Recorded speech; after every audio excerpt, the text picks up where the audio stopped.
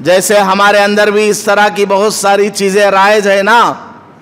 हम लोग क्या क्या करते हैं, घर से निकलते हुए कोई बेवा आ गई, देख लिया भाई आज पता नहीं क्या हो जाता, मुझे मुसीबत कौन सी आ जाती है मालूम नहीं, मेरी नौकरी छिन जाएगी, या मैं रास्ते में चलते चलते मेरी टांग टूट जाएगी, एक्सीडेंट हो जाएगा, क्या हो जाएगा मालूम नहीं। क्या हुआ भाई, क्यों इतना चिल्ला रहे हो? सुबह ही बेवा का मुंह देख लिया हूं। क्या उसकी माँ बेवा नहीं होती कभी भी? क्या उसकी बहन कभी बेवा नहीं होती? खुद उसकी बीवी कभी बेवा नहीं होगी क्या? या उसकी बेटी कभी बेवा नहीं होती है? होगी ज़रूर।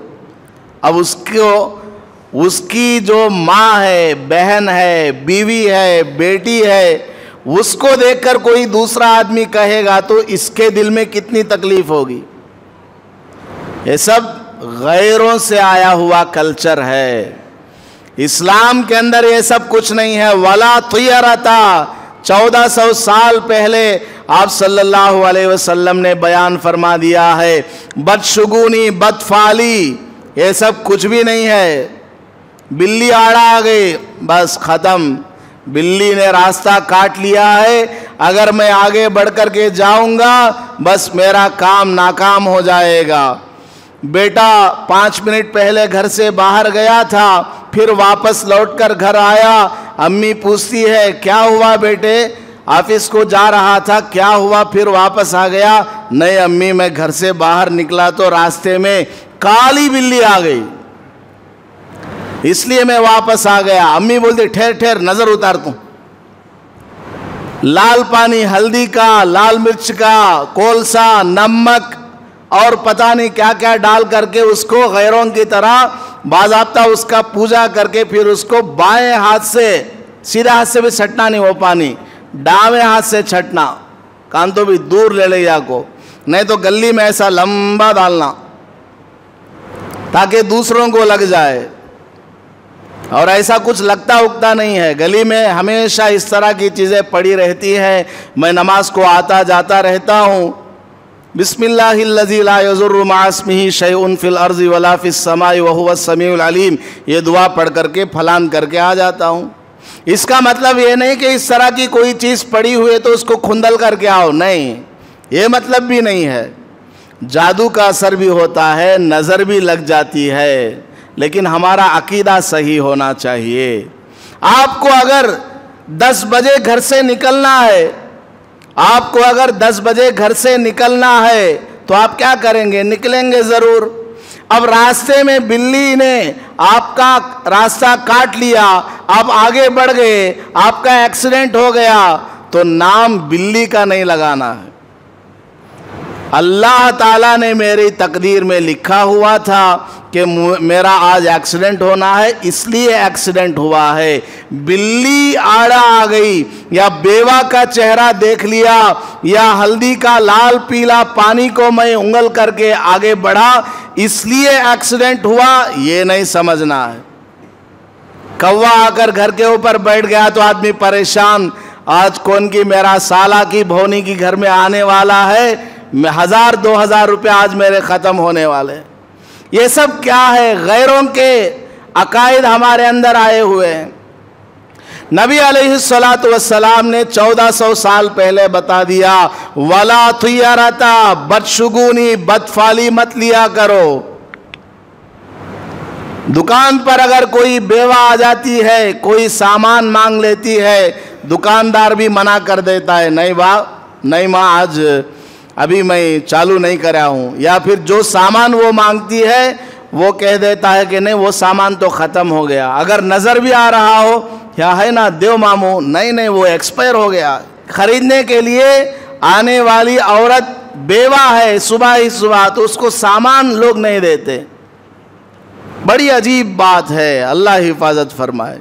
तो नबी अलैहिस्सलातु वस्सलाम ने इरशाद फरमाया, वला तुयरता, ये जो तुम लोग फाल लेते हो मुशरिकीन अरब के, कबूतर अगर दाएं तरफ उड़ गया तो सफ़र में जाना अच्छा है, कबूतर अगर बाएं तरफ को उड़ करके चला गया तो सफर में जाना नुकसानदेह है। ये सब फालतू की बात है, बेकार की बात है। सब कुछ करने धरने वाली जात एक अल्लाह की है। इसी तरह एक और अकीदा हमारे अंदर है, क्या? जो भी काम करना है ना, चांद की पहली तारीख से लेकर 14 तारीख तक कर लो। क्यों? क्योंकि चांद ऊपर को चढ़ता रहता कहते। 15 तारीख हो गई, अब आधा महीना खत्म हो गया तो क्या होगा? चांद ढलने लगेगा। अगर 15 तारीख के बाद अगर तुमने कोई बड़ा काम उठाया, घर का काम उठाया, दुकान का, कारोबार का, शादी का या और किसी का काम उठाया, तो जिस तरह चांद ढल जाता है, 15 तारीख को गोल था चांद, मुकम्मल मुदव्वर सर्कल। अब उसके बाद चांद का जिस्म आधा थोड़ा थोड़ा थोड़ा थोड़ा कम हो जाता है। इसी तरह तेरी दुकान, तेरा कारोबार सब ठप हो जाएगा। इसलिए क्या करो? 15 तारीख के अंदर अंदर डेट फिक्स करो। ये कौन सी कुरान की आयत में है? ये कौन से पैगंबर सल्लल्लाहु अलैहि वसल्लम की ये तालीम है?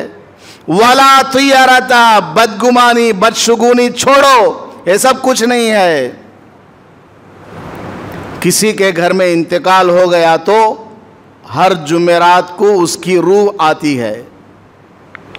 इंतकाल हो गया, गुस्ल भी दे दिया गया, नमाज जनाजा भी हो गई और उसको दफन करके भी आ गए। लेकिन लोग क्या अकीदा रखते हैं? मरने वाले की रूह हर जुमेरात को घर आती है। क्या खैरियत पूछने के वास्ते आती?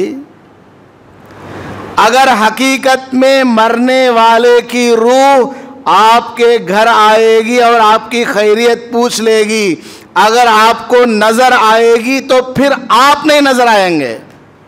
इन्हें क्या रहे, मर गए सो मुर्दा उठ को आ गया है। मरने वाले की रूह वापस नहीं आती, किसी के घर नहीं आती एड्रेस पूछने के लिए, हिसाब लेने के लिए या खैरियत मालूम करने के लिए, बिल्कुल भी नहीं आती।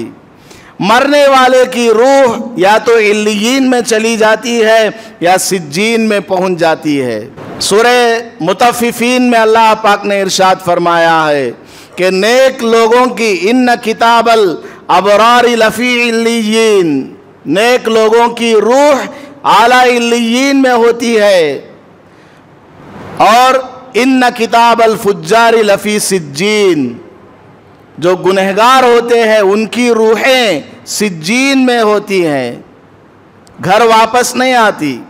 वीडियो के नीचे सब्सक्राइब के बटन पर क्लिक करें, बेल के आइकॉन पर क्लिक कीजिए ताकि हर नई वीडियो की नोटिफिकेशन आपको मिल जाए।